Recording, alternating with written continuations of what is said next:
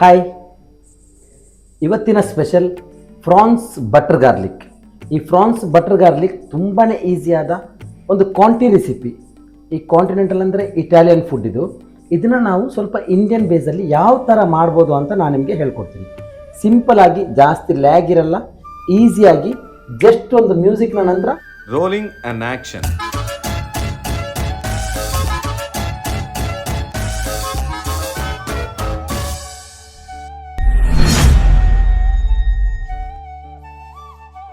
Hello, hi. ಇವತ್ತಿನ special France butter garlic.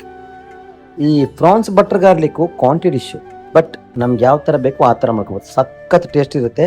ಆದರೆ ಇದರಲ್ಲಿ ವೆರಿ ಇಂಪಾರ್ಟೆಂಟ್, ಫ್ರೆಶ್ ಆಗಿರೋದನ್ನು ಫ್ರಾನ್ಸ್ ತಗೊಳ್ಳಿ, ಪ್ಲಸ್ ಇದನ್ನು ಚಂದ ಮಾಡಿ 3-4 ನೀರಲ್ಲಿ ವಾಶ್ ಮಾಡಿ. ಮತ್ತು ಬೇರೆ ಏನು ಮಾಡಬೇಕಂತಿಲ್ಲ, ಸಿಂಪಲಾಗಿ ಟೇಸ್ಟಿಯಾಗಿರೋ ಡಿಶ್ನ ತೋರಿಸ್ತೀನಿ. ಮೊದಲೊಂದು ಪ್ಯಾನ್ ಗರಂ ಮಾಡೋಣ. ಅದು ಬಿಸಿ ಆದ ತಕ್ಷಣ ನಾವೇನು ಮಾಡಬೇಕು ಅಂದರೆ ಡೈರೆಕ್ಟಾಗಿ ಫ್ರಾನ್ಸ್ನ ಚಂದ ಮಾಡಿ ತೊಳೆದಿದ್ದೀವಿ. ಸ್ವಲ್ಪ ಎಣ್ಣೆ ಹಚ್ಚಿ ಅದಕ್ಕೆ ಕಡೆಗೆ ಹಾಕೋಣ. ಕಡೆಗೆ ಹಾಕಿದ ತಕ್ಷಣ ಇದು ಚಂದ ಮಾಡಿ ಕುಕ್ ಆಗಲಿ.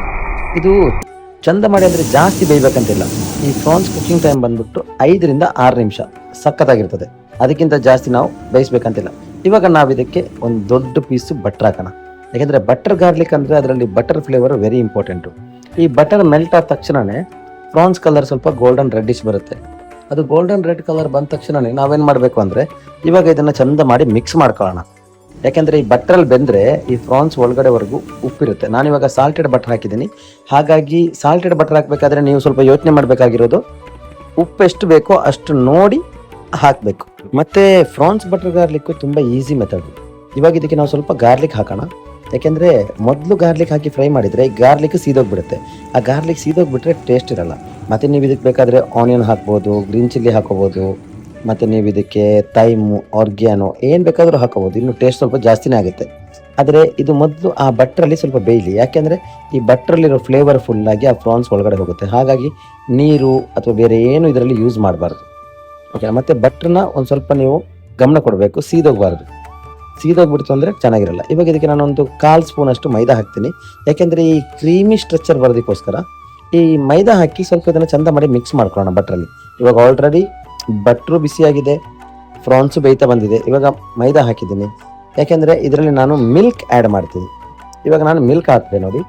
ಈ ಮಿಲ್ಕ್ ಹಾಕಬೇಕಾದ್ರೆ ನಾವು ಮೊದಲು ಮೈದಾ ಹಾಕಿದರೆ ಮಿಲ್ಕ್ ಒಡೆದೋಗಲ್ಲ, ಆಮೇಲೆ ಥಿಕ್ನೆಸ್ ಬರುತ್ತೆ, ಆಗ ಚೆನ್ನಾಗೂ ಇರುತ್ತೆ. ಮತ್ತು ಇವಾಗ ನಾನು ಇದಕ್ಕೆ ಸ್ವಲ್ಪ ಬ್ಲ್ಯಾಕ್ ಪೆಪ್ಪರ್ ಹಾಕ್ತೀನಿ ಸ್ಪೈಸಿಗೋಸ್ಕರ.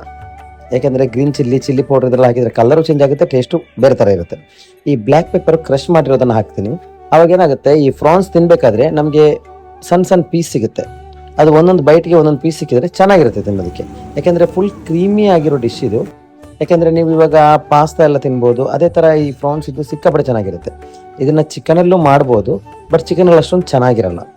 ನೀವು ಚಿಕನಲ್ಲಿ ಅಥವಾ ಮಟನಲ್ಲಿ ನಿಮ್ಮಿಷ್ಟ ಯಾವುದ್ರಲ್ಲಿ ಬೇಕಾದ್ರೂ ಮಾಡ್ಬೋದು.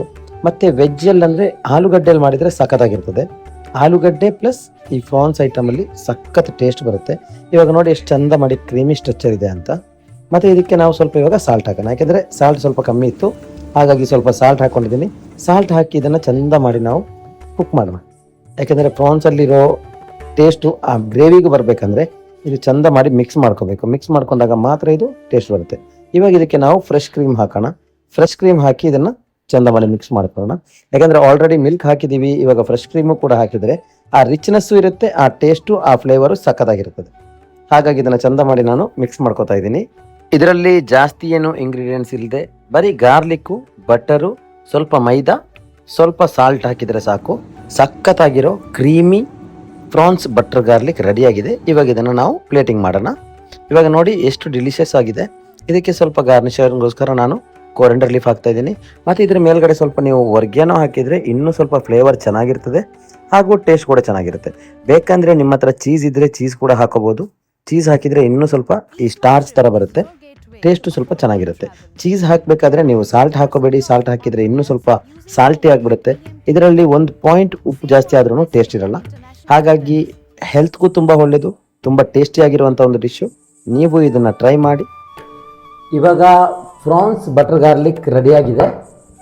ಇದೇ ಥರ ಹೊಸ ರೆಸಿಪಿಗೋಸ್ಕರ ನನ್ನ ಯೂಟ್ಯೂಬ್ ಚಾನಲ್ನ ಸಬ್ಸ್ಕ್ರೈಬ್ ಮಾಡಿ, ಹಾಗೆ ಕಮೆಂಟ್ ಮಾಡಿ ನಿಮಗೆ ನೆಕ್ಸ್ಟ್ ಏನು ರೆಸಿಪಿ ಬೇಕು ಅಂತ. ಅಲ್ಲಿವರೆಗೂ ಬಾಯ್.